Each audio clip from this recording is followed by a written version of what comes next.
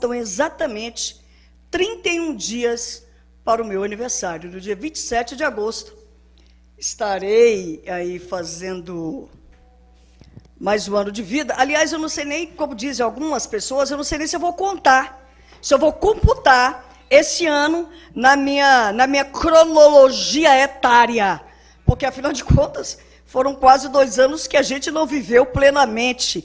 Então, eu não sei se eu vou contar isso aí na minha cronologia etária, não, viu? Mas no dia 27 de agosto, nós estaremos aí, com muita felicidade, celebrando mais um ano de vida, daqui a exatamente 31 dias. Eu falo sempre assim, porque eu quero que você vá acompanhando junto comigo, porque vocês sabem o quanto eu amo festa de aniversário. Eu amo fazer aniversário, eu amo celebrações de aniversário. E esse é o seu Papa Bessa, o seu canal de denúncia, de informação e de acolhimento. Eu quero começar esse programa hoje dando os nossos parabéns, as nossas homenagens a essa menina que hoje é a heroína deste país. Raíssa, a atleta mais jovem da história do Brasil a subir ao pódio em Olimpíadas. Raíssa, 13 anos. As nossas homenagens, minha amada. Um beijo no seu coração e todas as nossas homenagens a toda a sua família, que certamente tem uma influência preponderante nessa sua vitória estrondosa, nessa medalha maravilhosa que você amealhou para o nosso país. Estamos precisando, sim, de heróis e heroínas numa configuração política difícil que estamos enfrentando. Então, eu quero desejar a você, Raíssa, toda a felicidade do mundo. E que outras medalhas venham para o pódio do Brasil. Além da gente festejar essa atleta maravilhosa, eu também vou começar o nosso programa, como o nosso canal é um canal de denúncia, compartilhando com você um fato que muito possivelmente, minha amiga, que se você já sofreu alguma forma de violência, possivelmente você já pode ter passado por uma situação como essa. Nós fomos demandados por uma jovem, 2 filhas, uma de 10, outra de 9 anos, e as filhas dessa moça sofreram abuso sexual do próprio pai. O pai abusou sexualmente das 2 filhas menores, uma de 9 e outra de 10 anos, e essa mãe, ao tomar conhecimento do fato, imediatamente, ela tomou as providências cabíveis, pegou as crianças, saiu de casa, enquanto o agressor estava fazendo alguma coisa no quarto, e foi diretamente para a delegacia e registrou a ocorrência, e ali ela teve a prestação jurisdicional adequada. O tempo passou e a sogra dessa moça entrou dentro da casa e ali ameaçando aquela moça, segundo os relatos dessa jovem, ela foi à delegacia registrar a ocorrência. Chegando lá na delegacia, na DEAN 2, o agente de polícia disse a ela que ali não se tratava de infração à Lei Maria da Penha, e segundo a jovem, de maneira nada sensível e nada humanitária, o agente de polícia a conduziu para a 15ª DP. Ela, ao me ligar, eu disse a ela, esse caso trata-se sim de infração à Lei Maria da Penha, e aí nós ligamos para o agente passou para o delegado então, após as nossas intervenções, recebeu e atendeu essa moça. Só que a coisa não parou por aí, outras coisas aconteceram. A filha menor, que tinha sido abusada pelo pai, teve o braço fraturado por um membro da família da pessoa, né, do agressor, segundo essa mulher que nos procurou. E aí, mais uma vez, ela teve que acionar a polícia. E, mais uma vez, ela foi ouvida na delegacia. E, felizmente, foi expedido, aliás, foi registrado flagrante, e essas pessoas foram detidas imediatamente. Por que eu estou dizendo isso para vocês? Porque naquele primeiro momento onde essa senhora foi à delegacia e ali ela recebeu um não, ela só não voltou para casa sem o registro competente da ocorrência, porque ela resolveu agir. Se ela não tivesse agido, ela teria voltado para casa. E muito possivelmente ela teria sofrido mais e mais graves agressões. Esse caso foi relatado no Conselho de Direitos da Mulher hoje. Nós tivemos uma reunião, esse caso foi ali relatado. Hoje nós vamos formalizar a denúncia para que outros casos como esse sejam impedidos de acontecer. Nós mulheres que sofremos violências domésticas e que muitas vezes já rompemos vários obstáculos para estarmos diante de um órgão público, qual seja uma delegacia de polícia, para registrar a ocorrência, quando nós assim o fazemos, nós já rompemos vários obstáculos para estarmos ali registrando a ocorrência. Nós não necessitamos de mais violência. Nós não necessitamos de violências institucionais que nos desmotivam a registrar as ocorrências e assim estarmos mais sujeitas a violências mais graves. Eu quero dizer para você, agente público, que recebe essa mulher no momento crucial do ciclo da violência. Atenda com humanidade, com sensibilidade. Saiba que aquela mulher está ali representando uma família. E que aquela mulher está sentindo muitas dores, dores na alma e dores no físico. E que ela precisa de acolhimento. E quando ela se dirige a um órgão público, ela não está pedindo. Porque cidadão e cidadã não pede, nós exigimos o cumprimento da obrigação do Estado. Esse é o seu Papo à Beça, o seu canal de denúncia, de informação e de acolhimento. Olha, gente, hoje nós estamos aqui com uma mulher incrível. Nós estamos dando continuidade a uma jornada que nós começamos no programa passado sobre o universo das pessoas trans, sobre o universo das mulheres trans. E vocês se lembram que no programa passado nós tivemos aqui duas grandes expoentes, que foi Paula Bennett, que esteve conosco, e a nossa querida Raquel também esteve conosco. E Paula Bennett, de forma bastante didática, explicou para a gente um pouquinho sobre os significados dessas siglas que muitas vezes a gente se perde, a gente não consegue entender. E hoje nós temos aqui Kiara. Kiara, ela vai nos dizer um pouquinho sobre esse universo, vai falar um pouquinho sobre as suas decisões, vai falar um pouquinho sobre as políticas públicas que estão sendo implementadas, ela vai contar um pouquinho da sua história, da sua superação e da sua resiliência. Eu quero, nesse momento, dar boa noite à nossa querida Kiara Zaruti. Seja muito bem-vinda, minha amada, ao nosso Papo à Beça. Boa noite. Em primeiro lugar, muito obrigada pelo convite, doutora Lúcia, pessoal da equipe aí da TVN Brasil, agradeço pela oportunidade desde já. Nós é que agradecemos de estar com você aqui, minha amada, de poder aprender com você, porque nós temos que respeitar todas as pessoas, indiferente e independente de qualquer manifestação. Todas e todos nós merecemos respeito e exigimos respeito. E agora, nós precisamos, para que a gente possa agir de forma correta, conhecer os universos que nos rodeiam, o universo que nos orbita. E nós estamos hoje aqui com essa mulher fantástica, e ela vai nos dizer um pouquinho sobre o seu caminhar, sobre como foi o despertar do seu reconhecimento como identidade de gênero feminino. Minha amada, eu quero que você nos diga, ser mulher trans é uma condição de resistência constante, não é, minha amada? Sim, ser mulher já é difícil, né? Veja lá! Principalmente no universo que nós vivemos. né, no mundo que nós vivemos, a gente vive num universo muito machista, muito preconceituoso, e ser mulher já é difícil, ser uma mulher transexual mais ainda, né? Como você disse, meu nome é Chiara Zarucci, eu estou com 33 anos.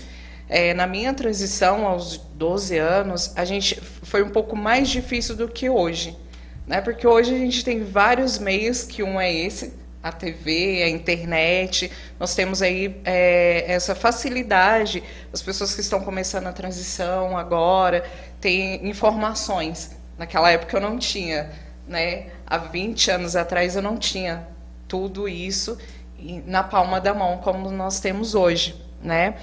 Então, para mim foi bem difícil. Os meus pais não tinham também não tinha essa capacitação. Você era a única filha, Chiara? Não, nós somos 2 casais.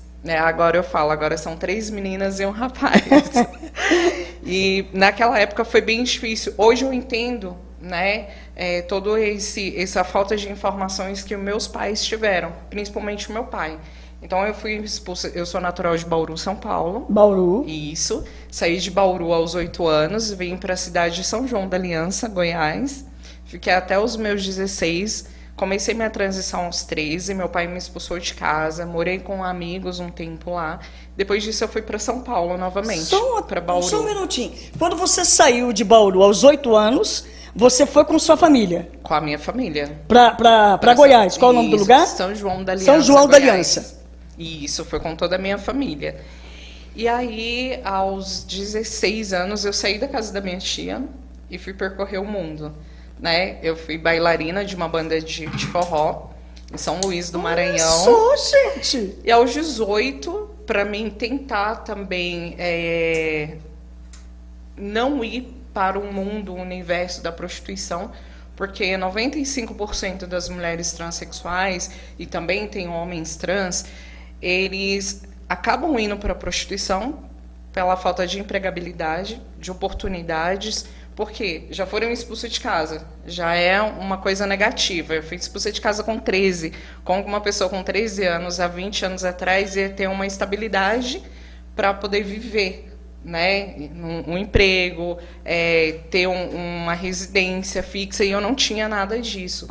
Então, assim, e o meu pai sempre falou que eu ia ser desgosto da família, que eu ia ser uma garota de programa, que eu ia ser prostituta, enfim. E hoje eu vejo a realidade de outras meninas que estão realmente na prostituição, desculpa, por isso, por ter sido expulsa, foi expulsa de casa, foi expulsa da sociedade, também na área educacional, né, não conseguiu concluir os seus estudos, né, então começou a viver uma situação de vulnerabilidade.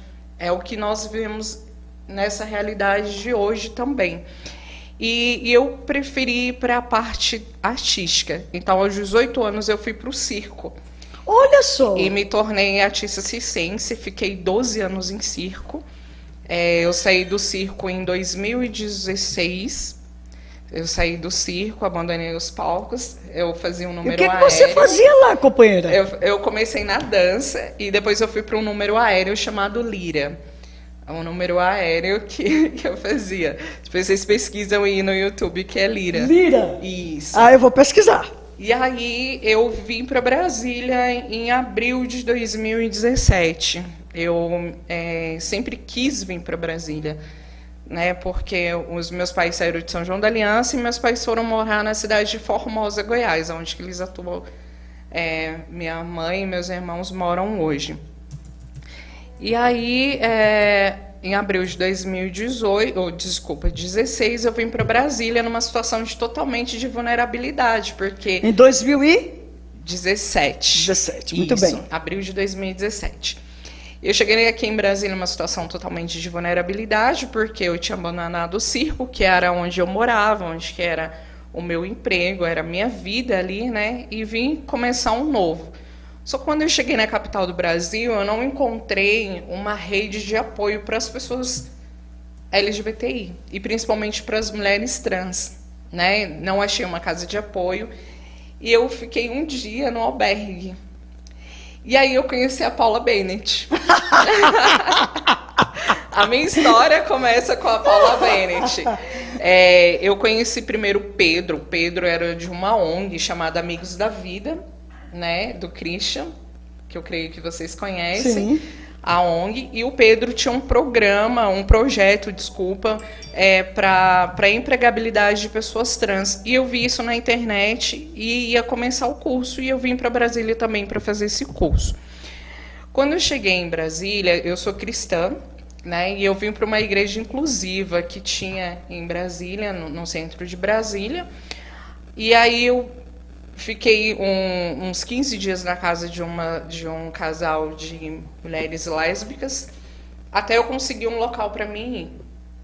E aí foi quando eu tinha a opção de voltar para o albergue e a opção também de ir para uma casa aqui em Taguatinga.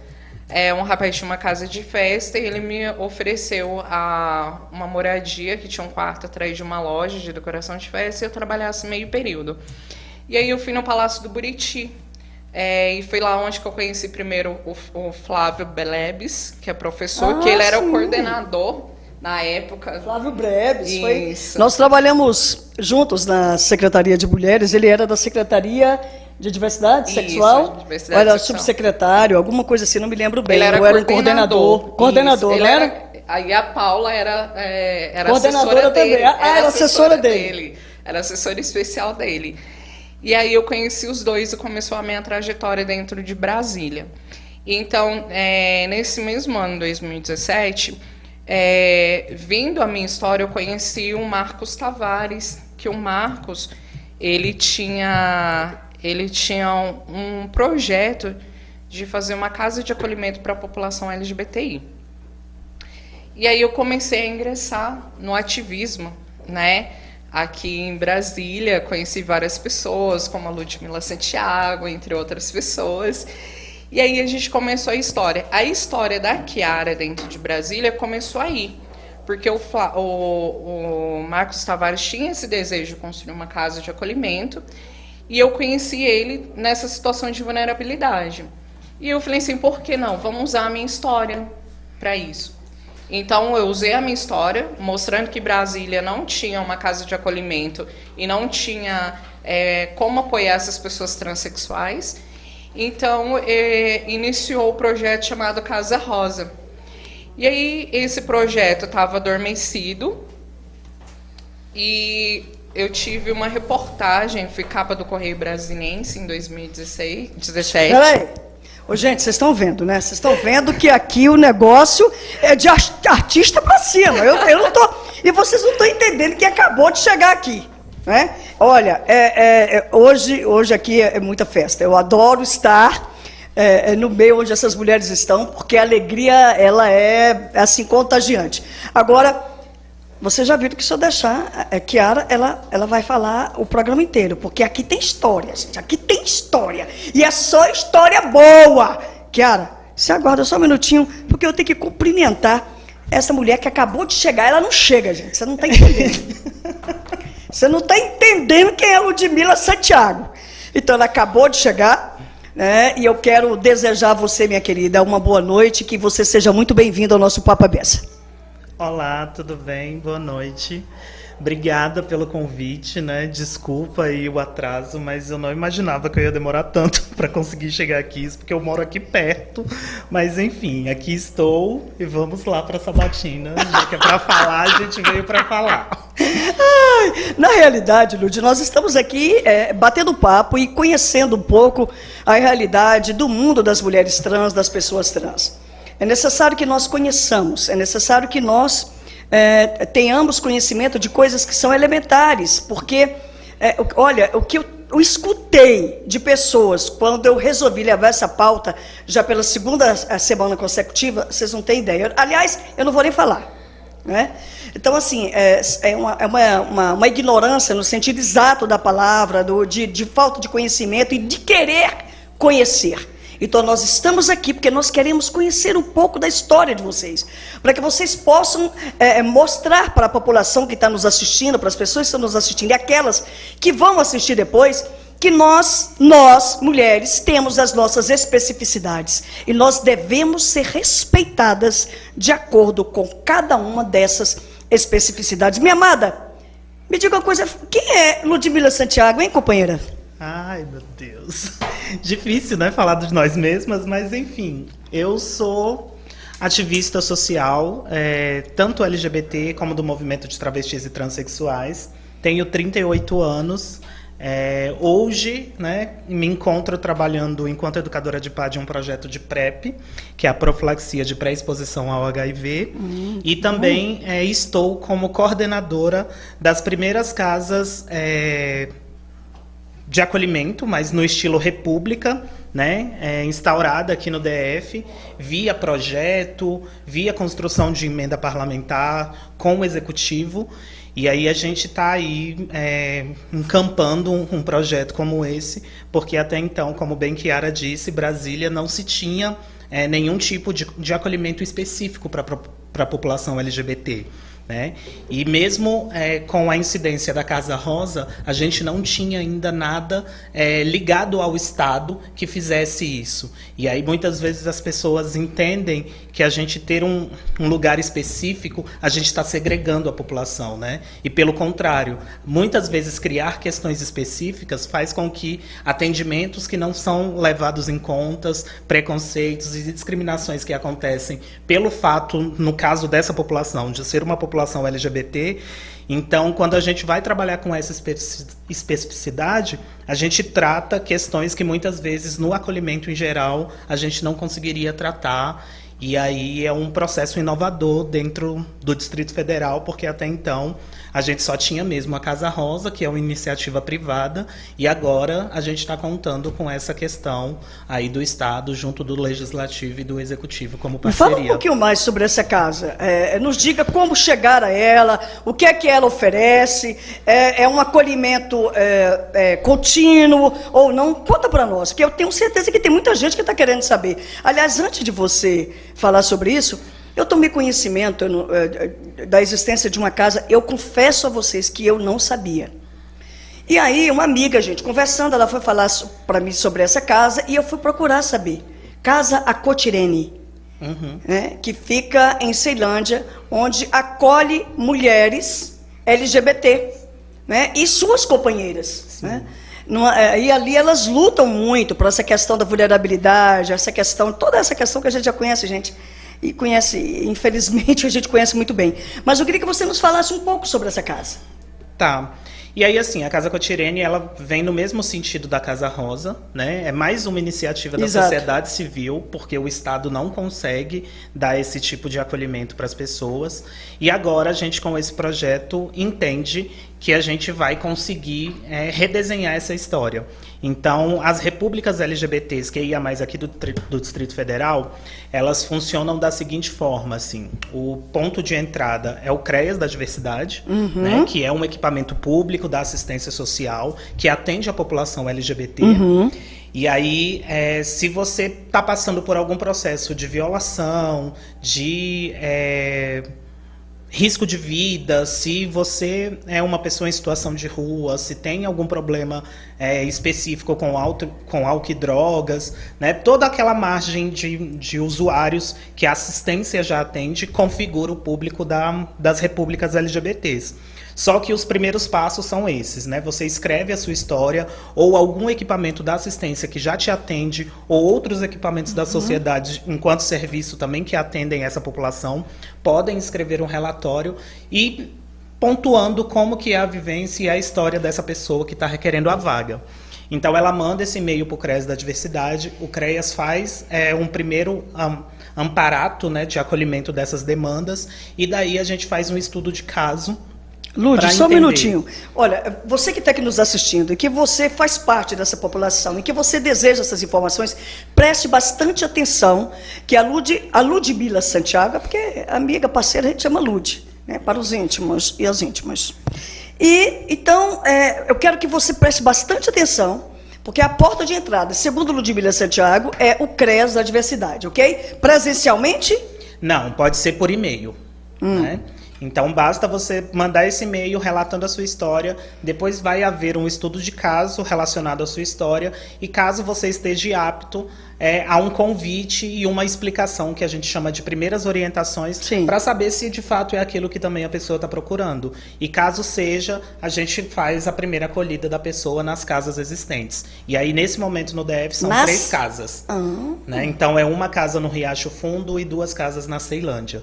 Né? E aí, ao todo, a gente tem aí previsto para esse primeiro momento um atendimento de 20 pessoas. Essas pessoas têm esse acolhimento durante o prazo de 1 ano, onde elas não vão pagar aluguel, água, luz, e não terão essa questão também com a alimentação, né? Porque nesse primeiro momento a gente vem recebendo várias doações, várias ajudas, então a alimentação essas pessoas também não estão precisando se preocupar nesse momento, mas a ideia é que elas, estando nesses espaços, elas consigam novamente ter a sua autonomia, reconstruir essa autonomia. E se ela tiver um companheiro ou uma companheira, pode ir junto ou não? A gente ainda não teve nenhum caso específico como esse, né? E aí é um debate mesmo que a gente vai ter que enfrentar, e caso tenha um companheiro ou uma companheira que configure também o público LGBT, mande a história para a gente entender como que a gente vai fazer. Porque as casas, elas são divididas em quartos, né? E os quartos são duplos. Então, a gente precisa entender se dentro dessa configuração o casal também vai ser apto para ser levado nessa questão para as vagas de acolhimentos da República. Olha só. E ali ela tem as refeições diárias? Sim, a ideia de república é muito voltada e muito parecida com a ideia de república já existente na educação. Certo. Né? Então, essas pessoas, elas vão cuidar dessa casa. Né? A gente, enquanto equipe técnica, enquanto Estado, a gente dá o suporte financeiro e um amparato que muitas vezes essas pessoas não vão ter nesse momento. Mas o cuidado da casa, o cuidado das roupas, de como eles e elas vão cuidar da sua alimentação, isso é uma coisa que o coletivo dentro desses espaços vão ter que fazer.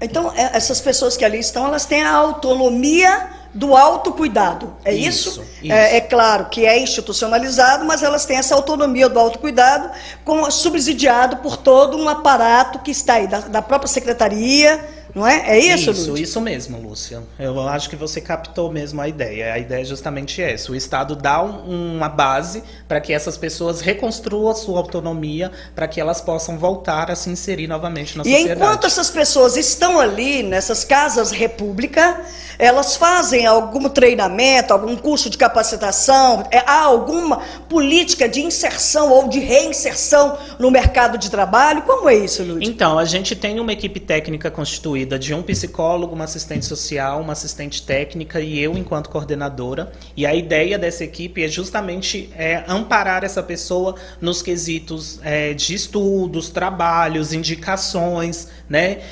Tanto para curso como para trabalho, mas a gente também não interfere nesse quesito de que a gente escolhe os lugares para onde essas pessoas devam ir. A gente dá essa base e elas, com essa construção novamente da autonomia que muitas perdem, né, por não ter os seus espaços, por serem expulsas de casa, por não ter uma renda fixa, nesses espaços elas acabam conseguindo reconstruir essa autonomia e aí voltando sim para o mercado de trabalho e sendo reinserida novamente na sociedade. Excelente, excelente, excelente. Hoje eu estou sem um Celcinho aqui, mas o nosso presidente aqui está. Presidente, tem jeito de sair aquelas palminhas? Tem não? Olha, não tem, gente, mas eu vou ter que bater palma para isso. Vocês sabem o quanto eu sou crítica, né? Mas iniciativas como essa são iniciativas extremamente importantes. Realmente é um começo, não é? E é um começo que nós temos que aplaudir mesmo. É um começo corajoso, não é? E eu acredito que a partir desse iniciar é possível se construir políticas públicas não generalistas, porque eu particularmente, e vocês que me acompanham sabem, eu não acredito em política generalista. Política generalista não atende às especificidades. Política tem que ser específica para cada pessoa, para cada ser humano, e sendo humanos e humanas. Então, eu tiro o chapéu para uma iniciativa como essa. Eu fico muito feliz. A gente tem muita pergunta ainda sobre isso, Ludmila, mas vamos ouvir um pouquinho a história de Chiara aqui, porque a história de Chiara, gente... Você já escreveu um livro, companheira? Você está pensando em escrever? Já estou escrevendo um livro. O nome do livro é As Quatro Malas. Foi bem importante a Ludmila chegar no meio que eu estava contando a minha história, para mostrar que realmente não tinha isso no DF, né? E há 20 anos atrás a gente não tinha isso daqui que nós estamos tendo hoje, né? E eu cheguei em 2016, 17, desculpa, aqui em Brasília, nessa situação de vulnerabilidade, né? E aí a minha história, porque algumas pessoas começam a me perguntar hoje, porque hoje eu vou pular um pouquinho de 2017 para 2021, hoje eu sou assessora do secretário de Estado Severino Cajazeiras, eu trabalho dentro do Palácio do Buriti, né? Hoje eu tô em outra vida, totalmente diferente do que aquela eu estava, só que eu tive que passar por situação de vulnerabilidade social, tive que passar por várias barreiras para estar aqui hoje, né? Então, quando eu começo a contar a minha história um pouquinho, eu começo a contar, a mostrar a dificuldade que as mulheres transexuais e a população LGBTIQIA+, passa para estar no patamar que está hoje. Isso é muito importante, eu frisar o passado, porque algumas pessoas olham, Chiara está bem, tá, mas não sabe as pedradas que eu levei da vida para chegar até aqui, né? E ainda levo todos os dias, porque hoje eu ocupo um espaço que eu não trabalho com a pauta LGBTI, e isso para mim é bom, porque sempre eu falo isso. Por quê? Porque mostra que nós mulheres trans e a população LGBTI, ela tem sim capacidade de ocupar todos os espaços. Não é porque eu sou uma mulher trans que eu tenho que trabalhar só com a população LGBTI, que eu tenho que ser inserida só naquele, eu falo assim, só naquele quadrado, naquele mundo. Não, eu vim para desconstruir isso. E isso é muito bacana, porque hoje eu estou num local super machista, super preconceituoso, que é a política, onde que tem 90% homens, né, que trabalha, e as pessoas têm que me respeitar. E eu acho isso muito bacana, quando eu chego no Palácio do Buriti, as pessoas me apresentam a Chiara Zarutti. Não é Chiara Zarutti aquela mulher trans, não, é Chiara Zarutti aquela profissional, aquela assessora do secretário de Estado. Ele mesmo tem um orgulho de chegar e falar assim, a minha assessora, ele me apresenta, essa daqui é a Chiara, minha assessora. Então, isso que é o bacana. Pra gente. Nossa, Chiara, olha, esse tabu que a sociedade toda tem, como a Ludmila realmente falou. Eu preciso bater uma palminha para você, tá? Nós temos aqui tudo isso, mas hoje nós estamos sem o nosso condutor. Olha, gente, eu digo para vocês, eu só trago pessoas que vocês têm interesse em escutar aqui. Vocês sabem disso. E eu quero ofertar a vocês esses depoimentos tão importantes, esses depoimentos de pura superação, esses depoimentos de mulheres que alcançaram seus espaços e que hoje elas são canais para outras mulheres também alcançarem os seus espaços. Olha, gente, a gente escuta a história de Chiara, escuta parte da história de Lud, que ela ainda vai conversar um pouquinho mais conosco. É emocionante a gente perceber o quanto essas mulheres têm de força, carisma, entusiasmo, responsabilidade, engajamento, compromisso. Todas as duas hoje ocupam espaços de poder e decisão. Gente, olha, é muito orgulho, gente. Eu estou realmente me sentindo orgulhosa e emocionada com vocês duas aqui. Chiara, eu quero que você continue um pouquinho mais contando a sua história, para depois a gente fazer mais algumas perguntinhas para a Lud. Vamos lá, então em 2017 eu iniciei esse projeto juntamente com o Marcos Tavares, fui capa de revista do Correio Brasiliense, fui convidada pela Preta Gil, a cantora Preta Gil, a ir no camarim dela, falar um pouquinho sobre essa, porque ela é uma pessoa que sempre levanta a bandeira LGBTI, e ela estava fazendo um show aqui em Brasília, no aniversário de Brasília, e ela me recebeu no camarim, ela fez uns stories falando um pouco sobre a Casa Rosa, e a Casa Rosa começou a crescer. No ano de 2018, eu fui convidada por um partido, o Avante, a vir como candidata a deputada distrital, né? E foi quando eu realmente comecei na política. E eu vi ali a oportunidade de estar ocupando um local que não era basicamente pela sociedade, uma mulher trans estar ocupando, né? E eu quero frisar bem isso, uma coisa que é bom que o seu programa aqui tem uma repercussão muito grande.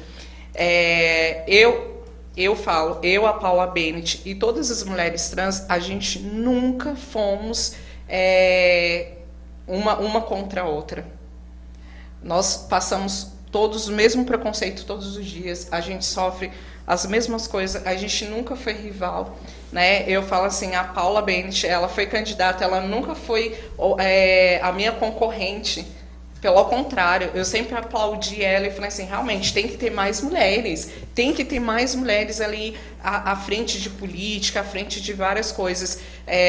Como eu sempre disse para a secretária Érica Filipelli, eu tive esse prazer de estar conversando com ela e falei que a Secretaria de Mulheres também tem que ter mulheres trans, né? Nós somos mulheres, nós temos que estar em todos os locais, né? E isso é bem bacana, porque a gente tem que desconstruir essa negatividade de rótulo. A mulher trans, tá, eu levanto a bandeira, eu sou uma mulher trans, mas eu sou mulher em primeiro lugar. E eu tenho que estar em todos os locais que eu tenho desejo de estar. Essa é Chiara Zarucci, a nossa digna entrevistada hoje, essa ativista, essa servidora pública exemplar. Essa mulher que vocês já viram que ela já foi um pouquinho de tantas coisas, né? E aguardem aí, porque ano que vem, ano eleitoral, e eu tenho quase que certeza que essa moça vai mais uma vez colocar o nome dela à disposição para uma disputa política, e nós esperamos que isso aconteça. Nós verdadeiramente esperamos que isso aconteça. Porque, afinal de contas, somos mais do que 50% da população deste país e mais de 50% da população do Distrito Federal, e temos 2 mulheres na nossa Câmara Legislativa e menos de 11% no nosso parlamento. Ludmila Santiago. E o tempo que essas mulheres, e o tempo que a população LGBT fica nessa casa república? Existe o tempo determinado, ou ela fica enquanto ela quiser? Como é que é isso? A ideia, Lúcia, é que o tempo máximo seja o tempo de 1 ano. Mas a gente entende que no decorrer desse 1 ano a pessoa pode sim chegar a um ponto onde ela não precise mais desse serviço, abrindo vaga para outras pessoas. Né? Então, ela não é obrigada a permanecer 1 ano, mas o tempo limite é um tempo de 1 ano, que é o tempo que a gente estabelece para construir uma dinâmica onde essa pessoa possa ser inserida socialmente novamente. Muito bom. E se chega alguma pessoa com histórico de uso de drogadição? Então, quando a gente fala do estudo de caso, a gente fala justamente sobre isso, porque a gente precisa entender qual é o momento dessa pessoa também. Porque se é uma pessoa que está muito comprometida com o uso de álcool e drogas, não necessariamente essa pessoa vai conseguir se manter, entendendo que a nossa equipe técnica não é uma equipe técnica que faz acompanhamento 24 horas. Né? Então, assim, a gente também precisa entender se ela consegue, com o seu uso ou não, entender que ela precisa ter regras, seguir regras, né? Firmar acordos, seguir esses acordos. Então, por isso o estudo de caso acontece antes da gente levar essas pessoas para casa, para a gente entender qual é o momento dessa pessoa.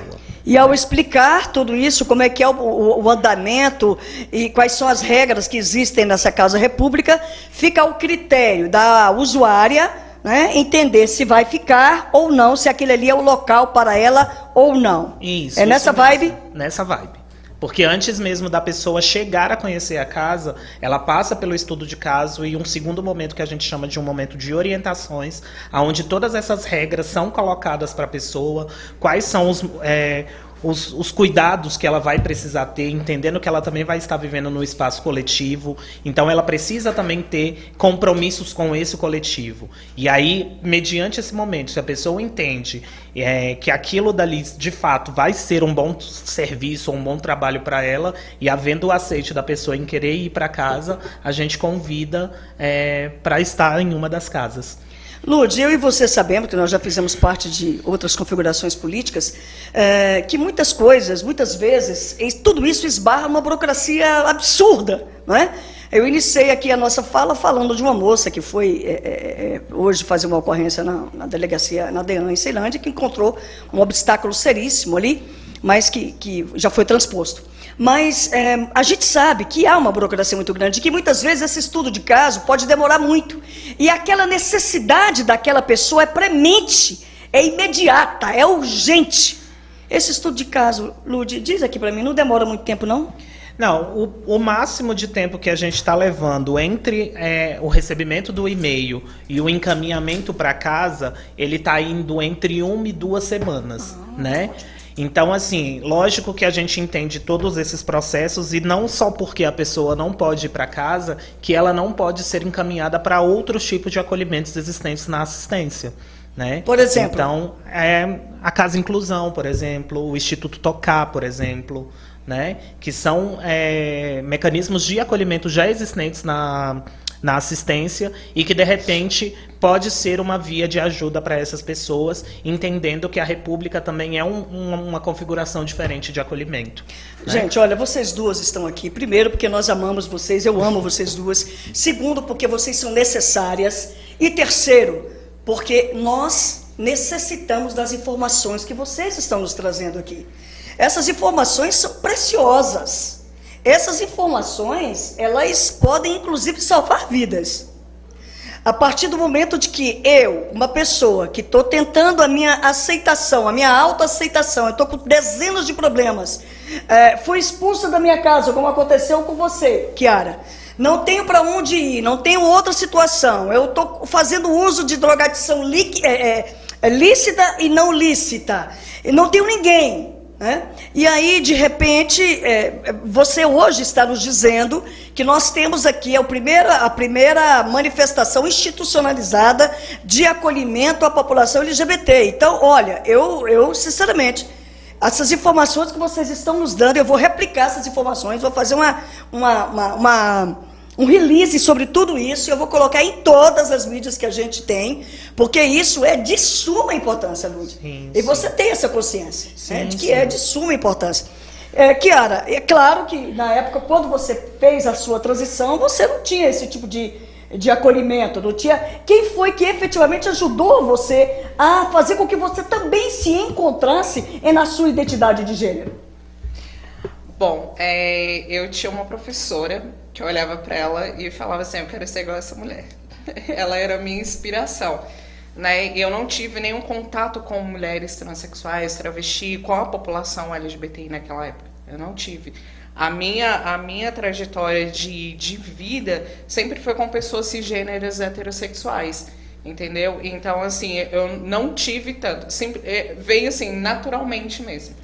Eu quero ser aquela pessoa, eu sou aquela mulher e estou essa mulher aqui hoje. Foi difícil? Foi, porque igual que eu falei, hoje a gente tem ambulatórios trans, um avanço que nós temos ainda, não é 100% eficaz, mas ainda já é um avanço. Há 20 anos atrás eu não tinha essa informação, eu não tinha contato com um endocrinologista gratuitamente, eu não tinha com um psicólogo, com um psiquiatra, e hoje a gente tem isso em várias regiões do Brasil e aqui no Distrito Federal, porque também foi um avanço. Sem dúvida. E a gente teve que passar, a Ludmila também tem a minha idade, ela sabe que a gente passou por essa dificuldade, porque antes a gente não tinha, como eu disse, essas informações na palma da mão, a internet, pessoas militando, tinha militantes, mas não chegavam essas informações, principalmente para mim. Eu estava no interior de Goiás, fui criada praticamente na roça, eu não tinha acesso a essas informações, nem a professora que saía da cidade, ia dar aula na zona rural, ela não tinha essa informação. Como outros professores têm hoje, como várias professoras já vieram me procurar, creio que também a Lud, como outros militantes, descobrindo pessoas transexuais ali dentro da escola e sabendo que tinha uma resistência dos pais, vieram buscar informações para passar para essas pessoas. E antes a gente não tinha, então foi bem difícil a minha transição, né? E também a falta do respeito. Né? Hoje eu sempre falo assim, a única pessoa que precisa ser aceita somos nós, pessoas trans. A gente tem que olhar no espelho e aceitar que nós somos. O restante da população, dos seres humanos, eles têm a obrigação de nos respeitar. Só isso. Só nos respeitar tá ótimo. Né? Então a gente vem todos os dias, eu falo assim, todos os dias eu dou a minha cara a tapa na sociedade para mostrar realmente que nós existimos, que nós temos capacidade de ocupar lugares não só da população LGBTI, nós temos capacidade de atuar em todos os locais. Né? Quando eu tive a oportunidade de vir como candidata a deputada distrital, isso aflorou muito em mim e falou assim, por que não? Porque eu não vou estar à frente de um local. E quando a Lud fala realmente da República LGBTI e essas pessoas em situação de vulnerabilidade, isso me alegra muito. Por quê? Porque eu vejo a capacidade dessas pessoas que estão em situação de vulnerabilidade ser futuramente algum profissional incrível, né? Porque eu estava numa situação de vulnerabilidade, eu precisei de um acolhimento, né? E hoje eu sou estudante de serviço social, né? Hoje eu tento, eu falo, eu quero me informar para ajudar, já faço isso, né? Mas para retribuir aquilo que fizeram por mim, né? E hoje eu estou num local muito gratificante, né, que é uma assessora, mesmo que seja um cargo político, mas é um local que eu estou ali atuando dentro do governo do Distrito Federal. Isso para mim é muito importante, porque isso eu consigo ajudar aquelas pessoas que estão passando pelo que eu passei, a tomar coragem e falar assim, não, se eu estou nessa situação de vulnerabilidade e a Kiara também esteve e hoje ela está lá, por que eu não? Né? Então, quando eu coloco a minha vida, quando eu sempre começo a falar as minhas dificuldades de onde eu cheguei hoje, é para encorajar aquelas pessoas que estão em situação de vulnerabilidade, mostrar para elas, sim, porque muitas pessoas que chegam nessas repúblicas, elas chegam, a Ludmilla é prova viva disso, ela chega machucada pela sociedade, pela família, ela tem vontade de suicídio, de acabar com a vida dela, não vê uma esperança, porque isso eu passei, né? Eu sei que essas pessoas também passam, mas quando ela vê ali a minha história, que vê que realmente valeu a pena passar por tudo isso, porque eu sempre falo, nada é em vão. Né? E eu sempre falo nas minhas falas que nada foi por acaso e sempre foi Deus na minha vida, né? Tive que passar por ali para encorajar isso. Essa é Kiara Zarucci. Oh, gente, eu estou aqui embevecida, vocês sabem, né? Vocês me conhecem, vocês conhecem as minhas feições, vocês me conhecem muito bem. Até gostaria de não ser assim tão previsível, não é? Mas é difícil. E vocês sabem da minha alegria em estar com essas duas mulheres aqui. Agora, quando a gente vê as duas aqui, olha, lindas, extremamente bem vestidas, maquiadíssimas, poderosíssimas, todas em um cargo muito bom, todas militantes, ativistas, a gente pensa assim. Bom, Kiara já passou disso, não sofre nenhum preconceito, nenhuma discriminação, nenhuma transfobia. É o que eu penso também de você, Lud. Você não sofre mais nada. Você já está aí, ó, né? Acima. É isso mesmo? Eu estou certa? Infelizmente não, né, Lúcia? Quem dera se fosse isso, assim, se depois que a gente conseguisse ascender socialmente, esses preconceitos não acontecessem, né? A gente está aí passando por um momento que as pessoas estão indignadas porque houve uma queima de uma estátua, né, que representava toda uma questão de repressão no passado. E hoje, nos dias de hoje, em 2021, ainda existem corpos trans, de mulheres transexuais, de homens trans, de travestis, que são queimados e as pessoas não fazem a mobilização que estão fazendo nesse momento. Então, eu me sinto extremamente privilegiada por estar no local que eu estou, né? Porque, de fato, na sociedade que a gente se encontra, ser uma mulher trans, preta, né, e ter um cargo de destaque faz toda uma diferença, mas infelizmente isso não faz com que a minha trajetória de violência, de discriminação e de preconceito seja esquecida, né? Muitas pessoas acham que o fato da gente ser pessoas trans ou travestis, o único lugar que nos cabe, muitas vezes, é a prostituição. E sem maldade nenhuma com a prostituição, porque se não fosse pela prostituição, mais de 90% da nossa população talvez não existiria, porque é de lá que essa população muitas vezes tira o seu sustento, a sua renda. Então é muito surreal a gente ver uma sociedade que é o Brasil como um todo, o país que mais consome pornografia com esses corpos, e também é uma loucura porque é o país que mais mata pessoas travestis e pessoas transexuais. Então a gente fica nessa balança maldita, né? Que os nossos corpos são fetichizados a pontos que eu não considero só fetiche, eu chamo de bizarrice mesmo, a ponto da gente conseguir esse efeito na sociedade, mas ao mesmo tempo dos nossos corpos serem eliminados simplesmente por ser quem são. Então, é muito surreal se encontrar em um lugar desse de destaque e ter muitas vezes a sensação de que isso não foi suficiente para que as pessoas entendam que mulheres transexuais, travestis, são pessoas como outras qualquer, e desde que elas tenham oportunidade, elas conseguem deslanchar e mostrarem a que veio, né? E aí eu e Kiara somos prova viva disso. A partir do momento que a gente teve oportunidades, a gente conseguiu ocupar outros lugares, né? Então, eu acho que falar de oportunidade é o maior caminho quando a gente vai falar de inclusão de qualquer que seja a população. Lógico que hoje a gente está dando um enfoque às pessoas transexuais e travestis, mas, mais uma vez, eu e Kiara somos prova vivas de que se a gente tem oportunidade e reconhecimento pelo trabalho que a gente faz, a gente consegue fazer muito bem e de uma forma muito tranquila, como qualquer pessoa. Uhul! Adoro essa Ludmila Santiago, essa ativista, essa mulher que tem se superado todos os dias, e apesar de tudo que ela alcançou até hoje, dos espaços que ela alcançou, nada foi dado a ela, nada. Foi conquistado, né? Ela ainda sofre com toda essa discriminação, com toda essa transfobia que infelizmente permeia a minha vida, a sua vida e as nossas vidas. Kiara, você tem menos de um minuto para você falar se você ainda, apesar de tudo isso que você conquistou, ainda sofre preconceito, minha amada. Sim, como a Ludmila disse, quando eu falei na minha última fala, quando a gente coloca a cara a tapa, principalmente nas redes sociais, na minha vida, eu me coloco muito qual é a palavra? Eu me coloco muito à frente.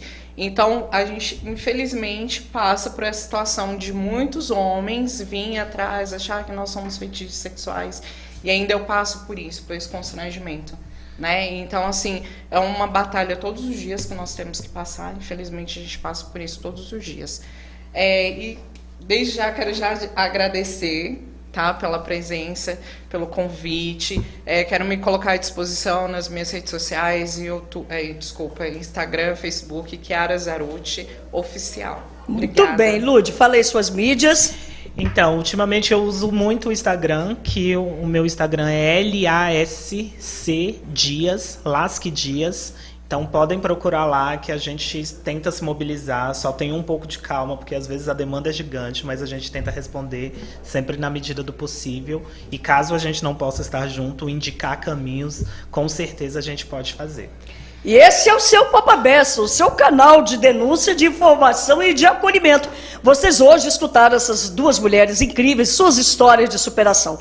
E agora você também vai escutar uma outra mulher incrível, que já ela está adentrando aqui, que é a nossa digna secretária de Estado de Mulheres, Érica Filipelli, que vai estar no programa do meu amigo querido Zé Carlos, uma conversa legal. Afinal de contas, o que nós queremos é viver, mas o que nós exigimos é viver livres de toda violência, de toda opressão, de toda discriminação, de todo racismo, de toda transfobia, de toda lesbofobia, e que com muito amor, com muita paz. Um beijo no seu coração e até o próximo Papabeça com Lúcia Bessa, o seu canal de denúncia, de informação e de acolhimento.